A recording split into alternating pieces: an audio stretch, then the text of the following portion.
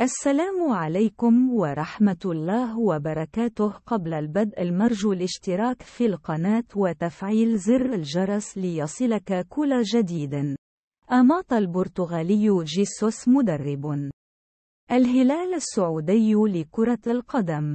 اللثام عن كواليس الإصابة التي تعرض لها الدولي المغربي ياسين بونو حارس مرمى الفريق أمام نساج الإيراني أمس الاثنين، وتعرض حامي عريني الأسود للإصابة في مباراة الهلال ضد نساج، ليغادر على إثرها اللقاء ويثير قلق الجماهير قبل مواجهة الطائي الدوري السعودي للمحترفين. وقال جيسوس عن إصابة بونو شعر بآلام بسيطة في العضلة بنهاية الشوط الأول من المباراة، لذا فضلت ألا أغامر به واستبدلته خلال شوطي اللقاء. وأضاف البرتغالي عن موقف حراس الفريق من خوض المباريات: نلعب كل يومين أو 3 أيام مباراة،